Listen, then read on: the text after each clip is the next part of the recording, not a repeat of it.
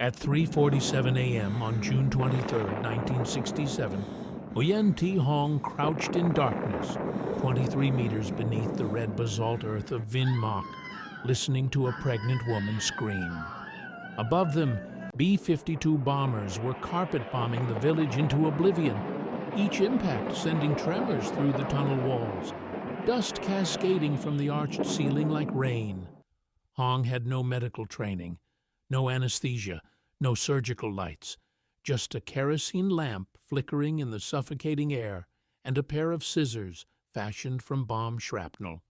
In the next 4 hours, she would deliver the 7th child born in these tunnels, a girl who would never see daylight until she was 18 months old. The official U.S. military doctrine said carpet bombing would force civilian populations to evacuate. The people of Vinh Moc proved them wrong. They didn't evacuate. They dug deeper. The morning light on March 2, 1965, revealed what hell looked like from 9,000 feet. U.S. Air Force Colonel Thomas Garrett flew his F-105 Thunder Chief over Vinh Linh District at 0600 hours, part of Operation Rolling Thunder's northern expansion. His mission briefing had been clear. Vinh Linh was supplying Con Co Island, 17 miles offshore, where North Vietnamese forces disrupted bombing runs to Hanoi. The village of Vinh Moc, population 987, sat directly on the supply route. The orders were simple. Make the area uninhabitable, force evacuation, cut the supply line. Garrett released his payload at 6:07 hours. 6 750-pound high-explosive bombs fell in a tight pattern across rice paddies and thatched homes. He banked right, climbing back to altitude, and watched the secondary explosions bloom orange against the green landscape. By 0915 hours, he was headed back to Da Nang Air Base. Mission accomplished. Target destroyed. Civilian casualties, unknown. Enemy killed, unknown. The debriefing would list it as a successful interdiction strike. What Colonel Garrett couldn't see from 9,000 feet was Le Duan Vai standing in a bomb crater, staring at what used to be his neighbor's house. Vai was 32 years old, head of the 140 People's Armed Police Station, and he'd just finished primary school education, nothing more. He had no engineering degree, no military academy training, no experience building anything more complex than a fishing boat. But he understood two things with absolute clarity. First, the Americans would not stop bombing. Second, his people had nowhere to go. North was more bombing. South was the DMZ and American forces. East was the sea. West was more war. Vinh Moc was trapped in a free fire zone designated by U.S. command as an area where anything that moved was a legitimate target. The Geneva Accords of 1954 had drawn a line through Vietnam at the 17th parallel, splitting families, splitting villages, splitting the soul of a nation. Vinh Moc sat just above that line in what the Americans called North Vietnam, in what its residents called home. By March 1965, that home was being systematically destroyed. Le Duan Vai had seen the Cu Chi tunnels during a trip south in 1963. He'd crawled through those narrow passages, marveled at how the Viet Cong lived and fought underground, emerging at night like ghosts to strike and vanish. But Cu Chi was different. Those were combat tunnels, narrow and cramped, designed for soldiers moving through darkness to ambush the enemy. Vinh Moc needed something else, not a weapon, a shelter, an entire village underground. On March 15, 1965, Vai called a meeting in the ruins of the village temple. 247 people showed up, everyone who remained after the first week of bombing. Some had already fled north to An An province. Others had died. These were the ones who refused to leave, who clung to their land with the same stubbornness their ancestors had shown against Chinese invaders, against French colonizers, against every force that tried to drive them away. Vi stood on a pile of rubble and explained his idea. They would dig. Not shallow trenches, not simple shelters. A complete underground village, deep enough to survive bunker-buster bombs, large enough to house everyone, equipped to sustain life for years if necessary.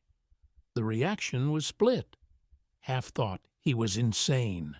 The other half thought he was their only chance for survival. Phan Thi Lone, a 54-year-old farmer whose husband had died fighting the French, stood up. "How deep?" she asked. Vi had done the math. American bombs at that time could penetrate 10 meters before exploding. "We dig to 12 meters," he said, 3 levels. The first at 12 meters for shelter. The second at 15 meters for living. The third at 23 meters for storage and emergency refuge. Someone asked about air. Without ventilation, they'd suffocate. Vi had thought of that too. They'd dig ventilation shafts every 50 meters, disguised as natural features. They'd angle the tunnels to catch the sea breeze from 7 exits opening to the beach. They'd use the wind. The geology of Vinh Mach made it possible. The red basalt soil was a gift from ancient volcanic activity, dense and clay-like, rich in iron. It was soft enough to dig with hand tools, but sturdy enough to hold its shape. When exposed to air, the iron oxidized, hardening the tunnel walls like natural concrete. No support beams needed. The earth itself would be their fortress. They started digging on March 20th, 1965. 50 people on the first day. Men, women, teenagers, anyone strong enough to swing a hoe. They had no machinery, no engineering equipment, no blueprints drawn by architects. They had hoes, shovels, pickaxes, and woven bamboo baskets to carry soil. The most advanced tool they possessed was a compass Vi had obtained from a fisherman. The plan was simple in concept, brutal in execution. They would dig a main shaft 870 meters long, running parallel to the coast. From that main shaft, they'd branch out smaller tunnels to create living spaces, storage rooms, and emergency exits. The tunnel would be 0.9 to 1.1 meters wide and 1.6 to 1.8 meters high, just large enough for an adult to walk stooped over. Every 3 to 5 meters along the main shaft, they'd carve out family alcoves, 0.8 meters deep and 1.8 meters wide, just enough space for a bamboo sleeping platform, and 3 to 4 people. Digging began at night. During the day, American reconnaissance flights would spot them. So they worked in darkness, by moonlight when it was available, by touch when it wasn't. They'd dig for 6 hours, haul soil out in baskets, scatter it to avoid obvious piles that aerial photography would detect. Then they'd hide before dawn and sleep in whatever shelter they could find above ground. The bombing continued every day, sometimes once, sometimes 5 or 6 raids. The bombers flew so high they were barely visible, just silver glints in the sky, followed by the whistle of falling ordnance and the earth-shaking explosions. The first tunnel entrance was completed on April 3, 1965. A vertical shaft dropping 12 meters straight down, reinforced with timber salvaged from destroyed homes. The shaft was 1 meter wide, with wooden steps carved into the earth. It opened in a copse of trees on the hillside, camouflaged with brush, and designed to collapse inward if hit directly, sealing the shaft but protecting the tunnel beyond. By May 1965, they had 50 meters of horizontal tunnel completed. It was slow, exhausting work. Each cubic meter of earth had to be dug by hand, loaded into baskets, carried up the vertical shaft, and dispersed. The average person could dig and move about 0.3 cubic meters per shift. They needed 6,000 cubic meters total for the complete tunnel system. The math was grim. It would take 18,000 workdays, spread across hundreds of people working in shifts, for months. But they kept digging. because stopping meant dying. On May 17, 1965, a 500-pound bomb hit 30 meters from their work site, collapsing a section of the shallow tunnel. 3 people were buried. They dug them out by hand in 40 minutes. 1 was dead, crushed by the weight of earth. 2 survived. They kept digging that night. There was no other choice. By July 1965, the pattern of American bombing had intensified. Vinh Linh District was receiving an average of 20 to 30 bombing runs per day. The official records would later show that between 1965 and 1972, more than 500,000 tons of bombs fell on Vinh Linh's 820 square kilometers. That's an average of 7 tons of bombs per resident. The entire district was being plowed under, village by village, tree by tree, until nothing remained but craters and ash. The people of Vinh Mach watched their world end. The rice paddies that had fed them for generations became cratered wastelands. The coconut groves where children played were splintered into matchsticks. The village market, the temple, the school, every structure above ground was systematically destroyed. But beneath the earth, the tunnel grew. By August 1965, they had completed the first level of tunnels, 12 meters deep and 401 meters long. This level was designed as the first line of defense, a place to shelter during light bombing raids, close enough to the surface to evacuate quickly if needed. The height was 1.6 to 1.75 meters, the width 0.9 to 1.1 meters, narrow but functional. Adults could walk hunched over. Children could move more freely. The second level was more ambitious.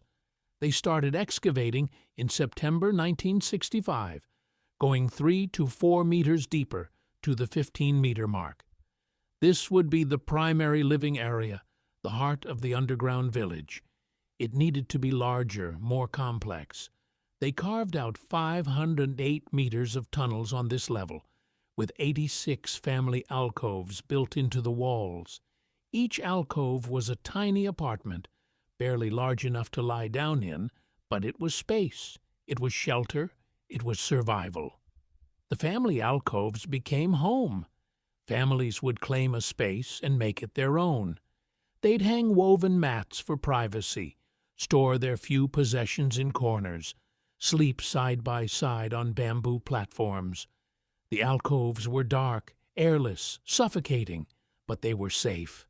When the bombs fell above, the earth absorbed the impact. The tunnel shook, dust fell, but the structure held. The third level was the deepest refuge, 23 meters below the surface. This was the emergency level, the place they'd retreat to when the bombing was at its worst. They excavated 130 meters on this level, creating a warren of storage rooms and emergency shelters. This deep, even bunker-buster bombs couldn't reach them. The earth itself became their shield, 23 meters of compacted basalt between them and annihilation. Ventilation was the most critical challenge. Hundreds of people living underground need air. Without circulation, carbon dioxide builds up, oxygen depletes, and everyone suffocates. Vi designed a system of 3 main ventilation wells, vertical shafts extending 5 meters above ground level, camouflaged to look like natural rock formations or destroyed trees. These wells drew fresh air down from the surface. The 7 exits opening to the beach created natural airflow, as sea breezes were funneled through the tunnel system. The 13 total entrances, 6 opening to the hills and 7 to the sea, ensured cross-ventilation. It worked. Not perfectly, but enough. The air inside the tunnels was never fresh. It was heavy, humid, thick with the smell of earth and kerosene and human bodies, but it was breathable. That was all that mattered. Water was the second challenge. People need water to drink, to cook, to wash. They couldn't go to the surface during daylight to fetch water. The bombers would see them, so they dug wells, 3 of them, vertical shafts, extending down past the lowest tunnel level to reach the water table. The wells were lined with timber to prevent collapse, with bamboo buckets on ropes to draw water up. The water was brackish, slightly salty from proximity to the sea, but it was clean enough. They rationed it carefully. A liter per person per day for drinking. Another liter for cooking. Washing was a luxury few could afford. Food was the impossible problem. Above ground, the rice paddies were destroyed. The gardens were obliterated. The fishing boats were bombed at anchor. There was no way to grow food, no way to fish, no way to sustain 300 people underground indefinitely. They needed supply lines. That's where Conco Island came in. Conco Island, 17 miles offshore in the South China Sea, was a North Vietnamese military garrison. Small, remote, heavily fortified.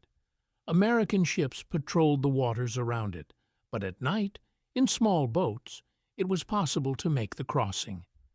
Vinh Moc's 7 beach exits were perfectly positioned. At night, teams would slip out, launch boats, and row to Con Co. They'd carry messages, evacuate wounded soldiers, and most importantly, bring back supplies: rice, dried fish, medicine, ammunition. The tunnel became a critical link in the supply chain. The Americans knew something was happening in Vinh Moc. Reconnaissance flights showed fewer visible structures, fewer people, but intelligence reports indicated the supply line to Con Co remained active. They increased the bombing. More sorties, heavier payloads, bunker-buster bombs specifically designed to penetrate hardened targets. The attacks were relentless. On February 18, 1966, after 11 months of digging, the tunnel system was declared complete. 2,034 meters of interconnected passages on 3 levels, 13 entrances, 3 wells, 86 family alcoves, storage rooms, meeting halls, and carved into the second level, 15 meters below the surface, was a small room that would become legendary, the maternity room. The maternity room was 3 meters by 2 meters, barely large enough for a birthing woman to lie down with space for one attendant. The walls were bare earth, hardened by oxidation. The floor was packed dirt. There was no running water, no sterile equipment, no trained medical staff, just whatever supplies they could scavenge and whatever knowledge the village midwives possessed. Nguyen Thi Hong had delivered 23 babies above ground before the war. She was 47 years old, illiterate, and had learned midwifery from her mother, who learned it from her mother. Traditional knowledge, passed down through generations. She knew how to read labor, how to position a baby, how to cut a cord. But she'd never delivered a baby in total darkness, 15 meters underground, while bombs shook the earth above. The first birth in Vinh Moc tunnels happened on March 3, 1966, 2 weeks after the tunnel system was completed. Tran Thi Mai was 19 years old, pregnant with her first child. She'd been living in the tunnels for 3 months. The labor started at 2 a.m., contractions 5 minutes apart. Hong was called. There was no way to get above ground. The bombing had been particularly heavy that night. They were trapped below. Hong lit 3 kerosene lamps. They had to conserve oil, but this was important. She needed to see. Mai was terrified, crying, asking for her mother, who had fled north months ago. Hong held her hand and spoke calmly, the way she always did. Breathe. The pain means life is coming. Breathe. 4 hours later, at 6:14 a.m., a baby boy was born in the darkness. His first cry echoed through the tunnels, and for a moment everyone stopped what they were doing to listen. A baby. Life. Underground, surrounded by death, life persisted. They named him Nguyen Van Quang, strong. They wrapped him in cloth torn from old shirts. There were no diapers, no baby clothes, no cribs. His mother held him against her skin for warmth. He would live in the tunnel for the next 11 months, breathing recycled air, hearing bombs instead of birds, seeing kerosene lamplight instead of the sun. When he finally emerged on February 8, 1967, he was temporarily blinded by daylight. His eyes had adapted to darkness. It took 3 days before he could tolerate being outside. 17 more babies would be born in the Vinmock tunnels between 1966 and 1972. 17 lives that began in the earth, in the dark, in the midst of war. Each birth was a miracle. No incubators, no antibiotics, no sterile environment. The infection risk was enormous. Sepsis could kill mother and child. But Hong and the other midwives adapted. They boiled water in the underground kitchens. They cleaned with whatever soap they could get from Conco. They used honey as an antiseptic, an ancient remedy that actually worked. Honey's natural antibacterial properties prevented infection better than nothing, which was their only alternative. The deliveries were brutal. Hong had no painkillers to offer. Morphine was reserved for wounded soldiers. Women in labor had to endure unmedicated, their screams muffled by cloth stuffed in their mouths so they wouldn't disturb others in the tunnels. Hong would kneel beside them in the lamplight, coaching them through contractions, massaging their backs, praying to ancestors for a safe delivery. One birth required an emergency intervention. The baby was breech, coming out feet first. Above ground, this would require a hospital, a surgeon, a cesarean section. Underground, Hong had to turn the baby manually, reaching inside the birth canal, finding the feet, pushing them back, rotating the baby's position. The mother screamed. Hong kept working. The baby turned. 20 minutes later, a girl was born. Both survived. The maternity room was never cleaned properly. There was no way to sanitize it. After each birth, they'd sweep out the blood-soaked dirt, spread new earth, and hope the next mother wouldn't get infected. Somehow, impossibly, all 17 mothers survived. All 17 babies survived. Not one died of childbirth complications. It defied medical probability. Hong would later say it was the ancestors protecting them. Maybe it was. Maybe it was luck. Maybe it was the sheer stubborn refusal of those women to die. Life in the tunnels settled into a grim routine by mid-1966. Approximately 300 people lived underground full-time, with another 300 rotating in and out, spending some time above ground when the bombing lulled. The permanent residents included families with young children, pregnant women, the elderly, and wounded soldiers recovering from battlefield injuries. They lived in the family alcoves, sleeping side by side on bamboo platforms, their possessions limited to what they could carry. A change of clothes, a cooking pot, a family photo, nothing more. The tunnels were never silent. Even when the bombing stopped, there was noise. Hundreds of people breathing, coughing, moving, babies crying, children whispering, the constant drip of groundwater seeping through cracks, the shuffle of feet on packed earth. At night, when the bombing was typically less frequent, people would move through the tunnels visiting neighbors, sharing news, trying to maintain some semblance of normal social life in this underground prison. Darkness was absolute. They rationed kerosene carefully. Most of the time, people moved through the tunnels by touch, running their hands along the walls, counting steps, memorizing the layout. The darkness was so complete that some residents, after months underground, developed temporary vision problems when they emerged into daylight. Their eyes had adapted to permanent darkness. The sudden brightness was painful, disorienting. Some lost their sight temporarily for days. The darkness affected children most severely. Toddlers born in the tunnels had no concept of sky, of sun, of open space. Their entire world was curved earth walls and low ceilings. They learned to walk stooped over because standing upright meant hitting their heads. When they finally emerged, they were terrified of the openness above them, of the infinite space without walls. They'd panic, screaming, trying to crawl back underground where it was safe, where the world made sense. The heat was suffocating in summer. The temperature underground stayed relatively stable around 24 to 27 degrees Celsius, but with hundreds of bodies generating heat, no real airflow, and humidity from the nearby sea, the tunnels became stifling. People would lie flat on the floor, trying to breathe the slightly cooler air near the ground. Skin diseases proliferated.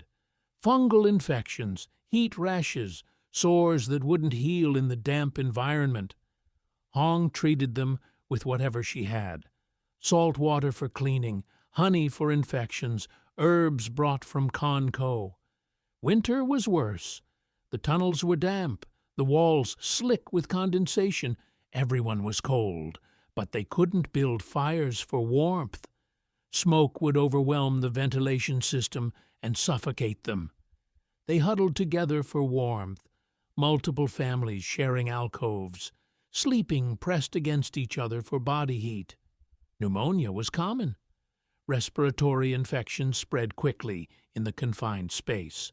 Hong treated them with herb teas and prayers. That was all she had. The kitchens were marvels of improvisation. They carved out 3 kitchen areas on the second level, each equipped with Hoang Cam stoves, a Vietnamese design that dispersed smoke through multiple small outlets instead of a single chimney. The smoke dissipated across the landscape in tiny wisps, invisible from the air. The cooks worked in shifts, preparing meals for 300 people with limited ingredients and no light. The diet was grim.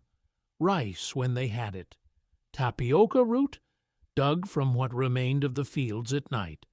Dried fish from Conco. Wild leaves and roots. Occasionally cassava. Protein was scarce. Fresh vegetables were non-existent. Malnutrition was universal. Children's growth was stunted. Adults lost weight, their bodies consuming themselves to stay alive. The average daily caloric intake was approximately 900 calories, well below what's needed for hard physical labor or growing bodies. Water was rationed strictly, 1 liter per person per day for drinking and cooking. Bathing was a rare luxury. Most people went weeks without washing.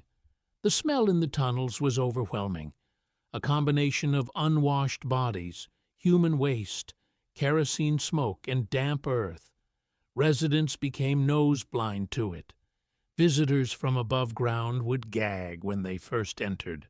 Sanitation was a constant battle. They dug latrine chambers at the far ends of tunnel branches, small rooms where waste was collected in bamboo containers.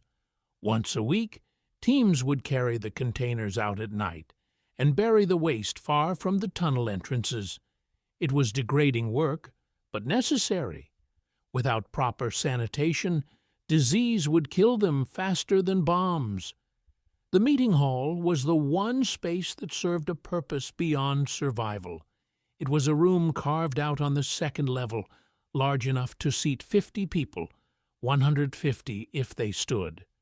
This was where they held village meetings, made decisions, tried to maintain governance and community structure. It was also where they gathered for entertainment. Entertainment in the tunnels was crucial for morale.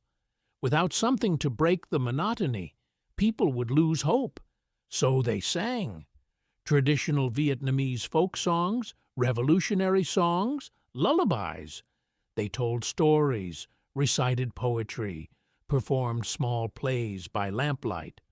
Traveling performance troupes would sometimes make their way through the tunnel network, bringing news from other villages, performing skits and music. These performances were transcendent moments, brief glimpses of normalcy in an abnormal existence. They showed films occasionally.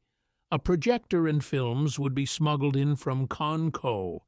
They'd hang a white sheet on the tunnel wall and gather in the meeting hall. The films were propaganda, mostly, but nobody cared. For 2 hours, they could escape into images of somewhere else, anywhere else. The children loved it most. Many had never seen a film. The moving pictures on the wall were magic. Education continued underground. Teachers held classes in alcoves or in the meeting hall when it was available.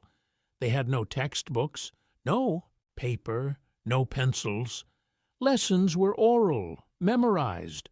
Children learned to read and write by scratching characters in the dirt floor with sticks. They learned mathematics by counting stones. They learned history from the elders' stories. It was primitive, but it worked. The children of Vinmock learned. Their education was interrupted, inadequate, but they learned. The medical station was Hong's domain, a small alcove on the second level, equipped with whatever medical supplies could be obtained. The inventory was pathetic.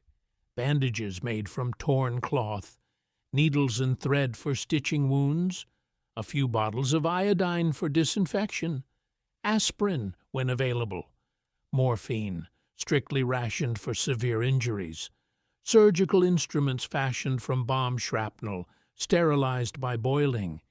That was the entire medical arsenal for treating 300 people. Hong treated everything: bomb wounds, infections, broken bones, malnutrition, dehydration, pneumonia, the births. She had no training beyond traditional midwifery, but she learned by doing.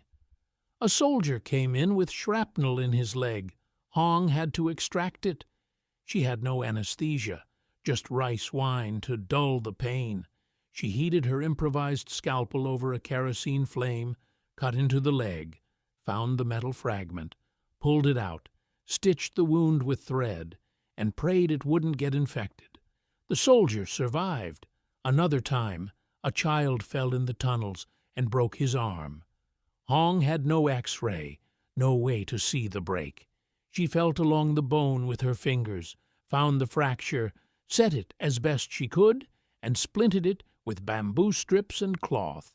6 weeks later, the arm had healed, crooked but functional. The surgery station adjacent to the medical alcove was used for more serious cases. When wounded soldiers were brought in from combat operations, Hong would operate by lamplight. She'd remove bullets, clean wounds, amputate infected limbs with a saw designed for cutting wood. The surgeries were barbaric, but they saved lives. The mortality rate for wounded soldiers treated in Vinmock was remarkably low considering the conditions. Hong's traditional knowledge combined with improvisation worked better than anyone expected. The bombing above intensified throughout 1967. The Americans were frustrated. Intelligence showed the supply line to Conco remained operational, but they couldn't figure out how.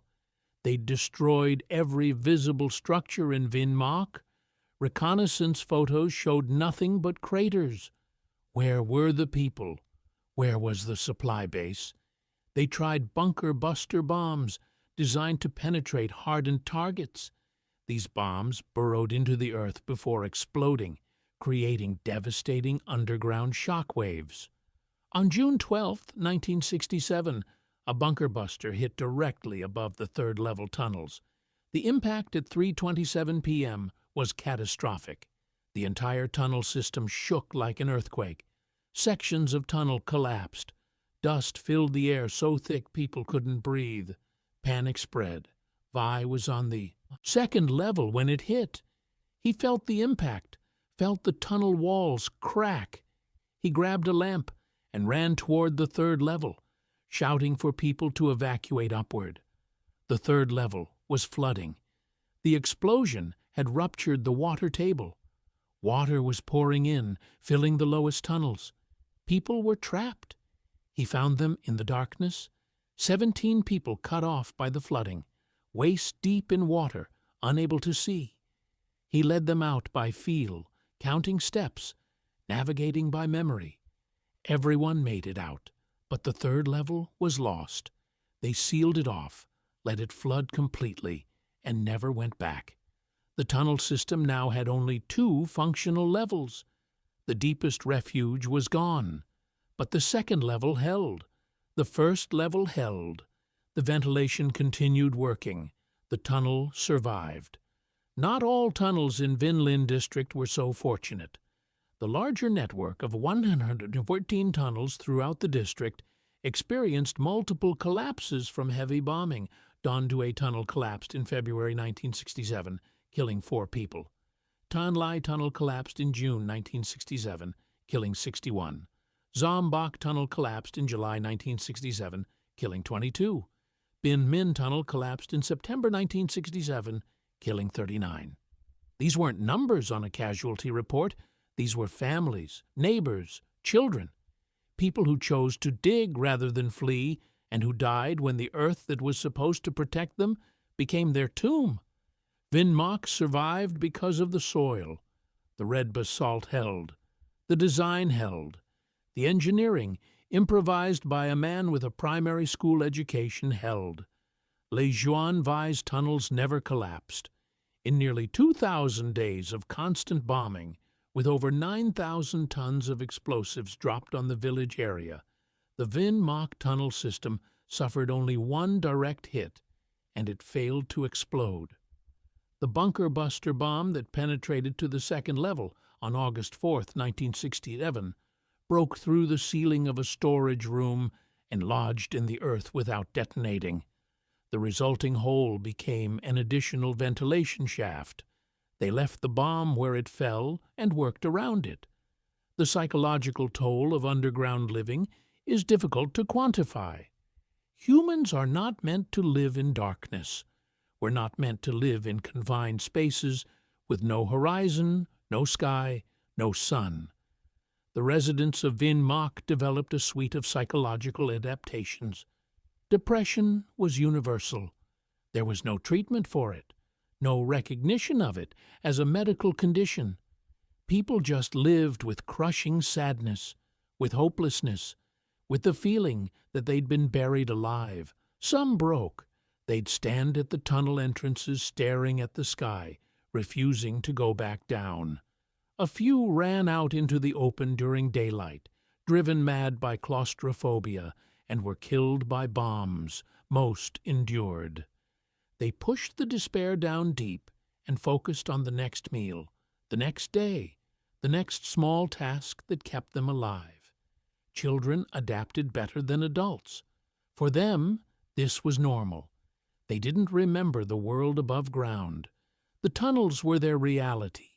They played in the darkness, invented games, found joy in the smallest things.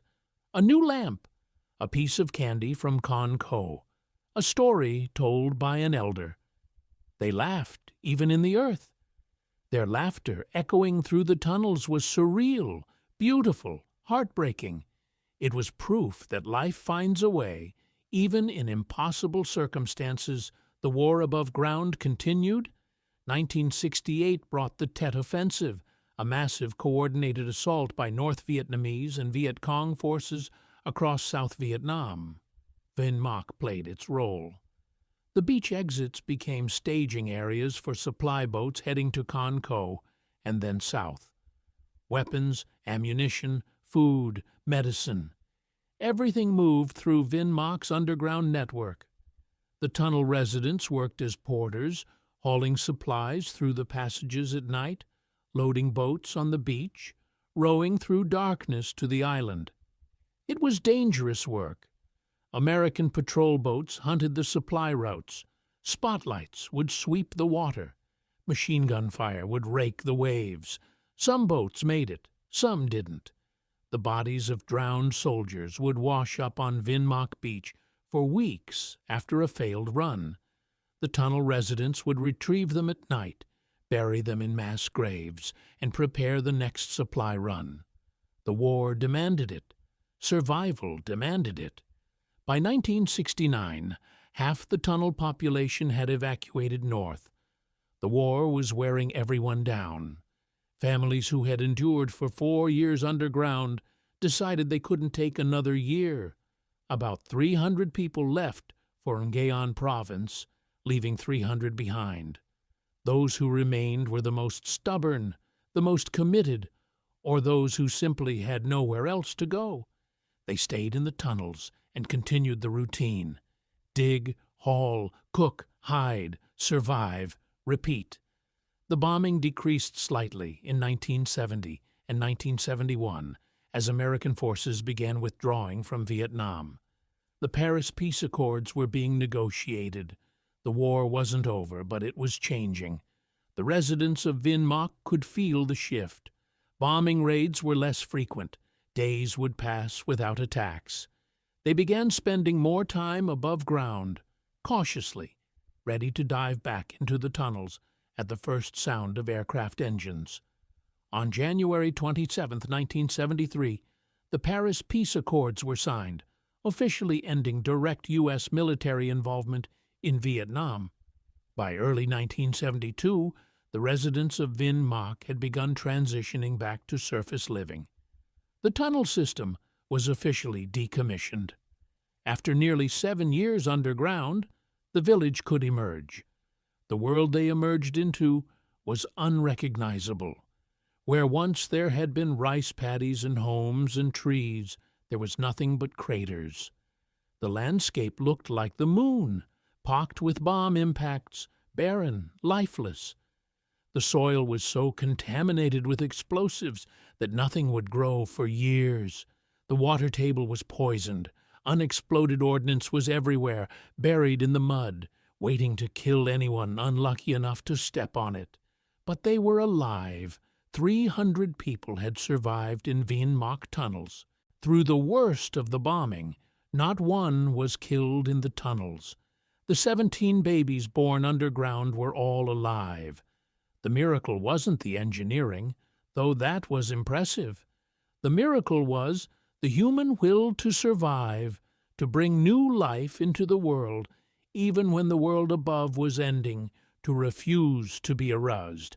Lê Chuan Vai survived the war. He was promoted to lieutenant colonel for his role in organizing the tunnel defense. After reunification in 1975, he lived in Dong Ha City. The effects of years underground damaged his health. He developed chronic respiratory problems from breathing kerosene smoke and dust. He went blind in his later years, his eyes finally giving up after decades of strain. He died in 2003 at age 70, his tunnel system still standing as a monument to his ingenuity. Nguyen Thi Hong survived as well. She continued practicing traditional medicine after the war, treating villagers in Vinh Linh district until her death in 1989. She never learned to read or write. She never received formal recognition for the 17 lives she brought into the world in darkness. The mothers knew. The children knew. That was recognition enough for her. The 17 babies born in Vinh Moc tunnels grew up to live remarkably normal lives, considering their extraordinary beginning. One became a doctor, inspired by Hong's work. One became a teacher. Most became farmers, fishermen, ordinary people living ordinary lives. They carried the memory of being born underground, but they didn't let it define them. They lived. The tunnel system was preserved after the war. In 1976, the Ministry of Culture officially recognized Vinh Moc tunnels as a national historical relic. In 2014, it was designated a special National Historic Site, one of the most important war memorials in Vietnam. The tunnels opened to tourists in 1995. Visitors from around the world now walk through the passages, see the family alcoves, the maternity room, the meeting hall. They try to imagine living there. Most fail. You have to experience the darkness, the confined space, the weight of earth above you to truly understand. The preservation efforts have been careful. The tunnels are largely original.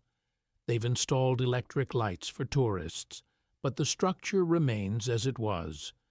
The family alcoves still have bamboo sleeping platforms.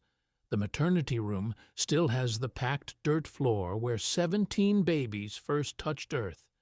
The meeting hall still stands. Walking through Vinmark isn't just seeing history. It's walking through a moment when humanity was pressed to its absolute limit and refused to break. The larger strategic impact of tunnels like Vinmark is debatable. Did they change the outcome of the war? Probably not. The war was decided by political will, international pressure, and military exhaustion on both sides. But did they matter? Absolutely. They mattered because they proved that overwhelming technological superiority doesn't guarantee victory. The United States dropped 7.5 million tons of bombs on Vietnam, Laos, and Cambodia during the war, more than twice the tonnage dropped in all of World War II. And still, people survived in hand-dug tunnels. The tunnels represented asymmetric warfare in its purest form. When you can't match the enemy's firepower, you change the battlefield. You go underground. You use terrain, ingenuity, and endurance as weapons. The Viet Cong did it throughout South Vietnam. The people of Vinmark did it to survive. Different motivations, same principle: adapt or die. Modern military doctrine now incorporates tunnel warfare extensively. Armies train soldiers specifically for subterranean combat. Engineering corps study tunnel networks. The lessons from Vietnam influenced how military forces approach urban warfare, insurgency, and defensive positions. The tunnels of Vinmark and Cu Chi are studied at military academies worldwide, not as victories or defeats, but as case studies in human determination. The human cost remains difficult to calculate. Official records state that no one died in Vinmark tunnels from direct combat. That's true. But the long-term health effects were devastating. Chronic respiratory disease, vision problems, psychological trauma, stunted growth in children. The people who lived there paid a price that extended far beyond the war years. Some are still paying it. The survivors rarely speak about their experiences. When asked, they deflect. It was necessary. We did what we had to do. Everyone suffered. There's no glory in their telling, no pride, just a quiet acknowledgement that they survived something that should have killed them. The younger generation asks them questions. What was it like living underground? Were you scared? How did you not go crazy? The answers are always insufficient. You can't explain darkness to someone who's always known light. One survivor, Phan Van Tuan, who was 7 years old when his family moved into the tunnels, described it in an interview decades later. The worst part wasn't the bombs. You get used to the bombs. The worst part was losing the sky. Humans need sky. We need to see distance, to see space that goes on forever. In the tunnel, everything ends at the wall. Your world is 2 meters across. That's what breaks you, not the danger, the smallness. Another survivor, Lê Thị Han, who gave birth to one of the 17 tunnel babies, said, "When my daughter was born, I cried. Not from joy, though I felt joy. I cried because I brought her into darkness. Her first breath was underground. Her first sight was lamplight on earth walls. What kind of mother does that? But what choice did I have? Above ground, we die. Below ground, maybe we live.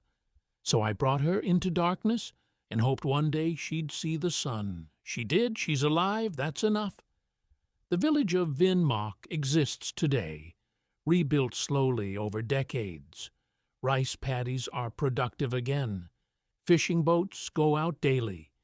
There are homes, a school, a market. Life continues, but the Land remembers. Farmers still find unexploded ordnance when they plow. Every few years, someone is killed or maimed when old bombs detonate. The war left wounds that don't heal. The tunnel entrances remain open.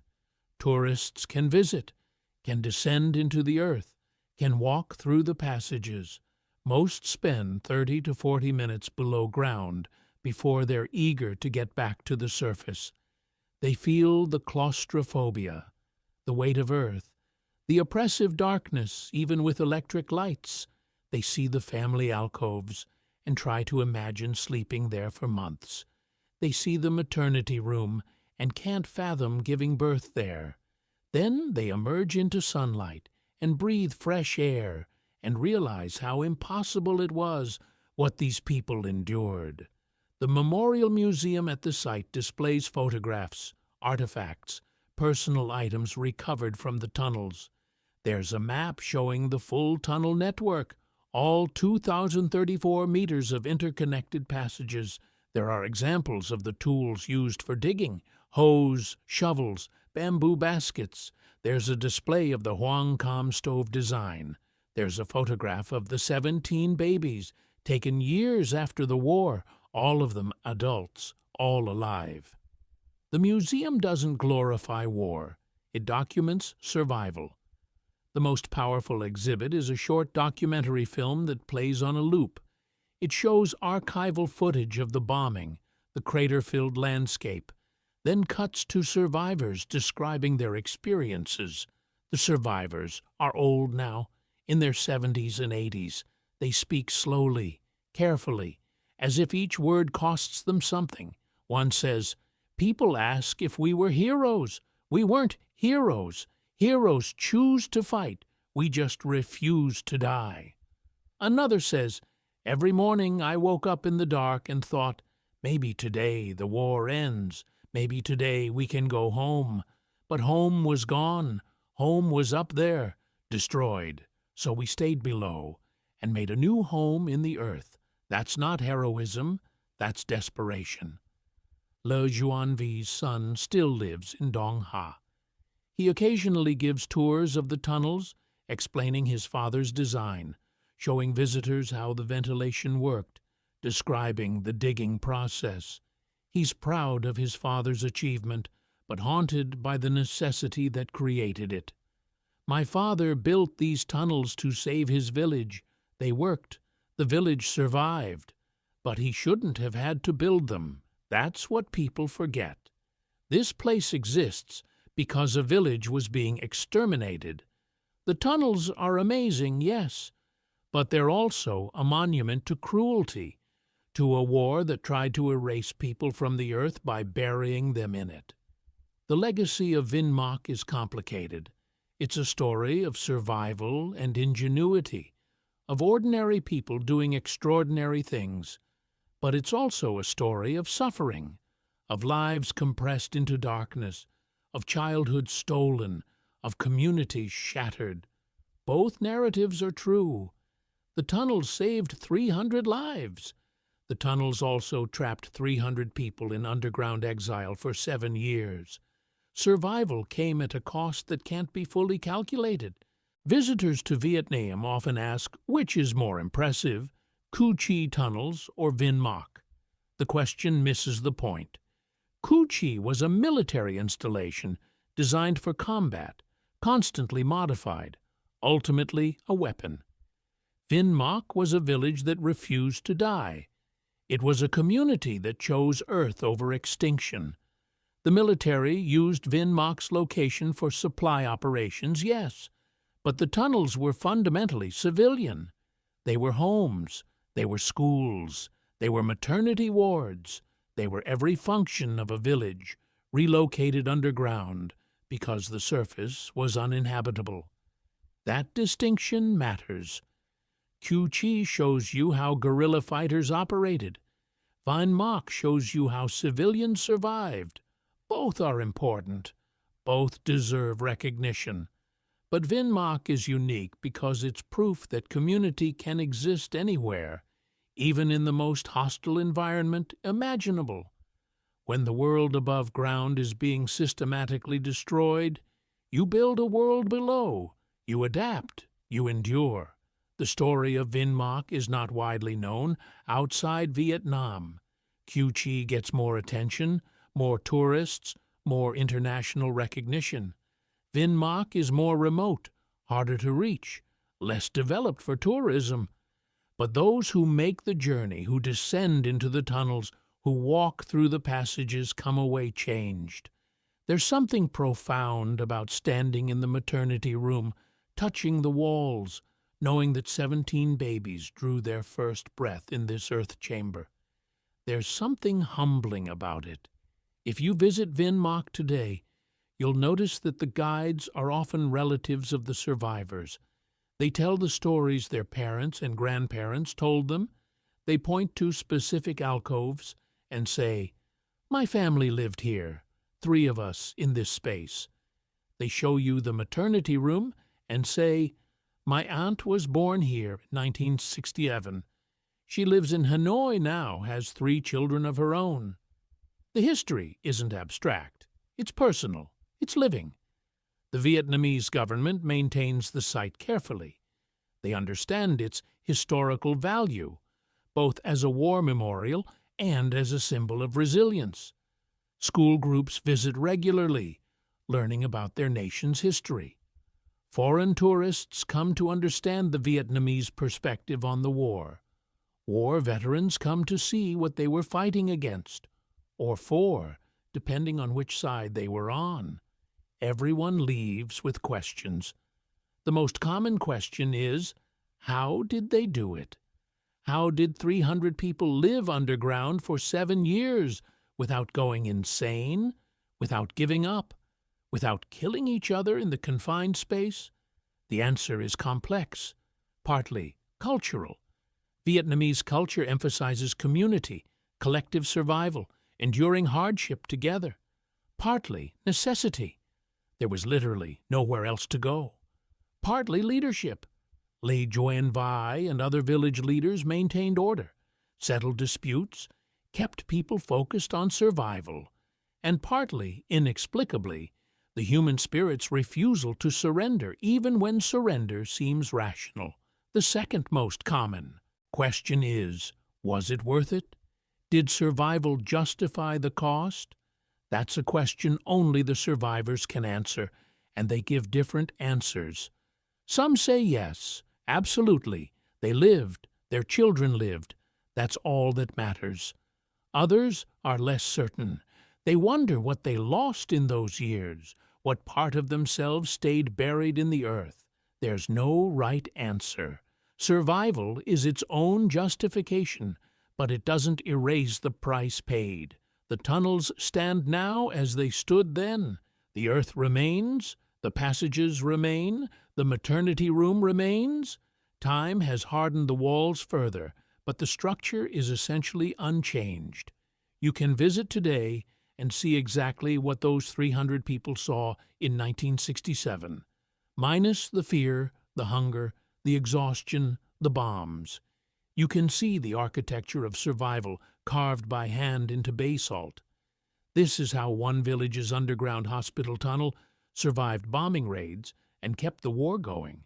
Not through technology, not through superior firepower, through dirt, sweat, determination, and the absolute refusal to be erased. Through women giving birth in darkness and calling it a victory because the baby lived.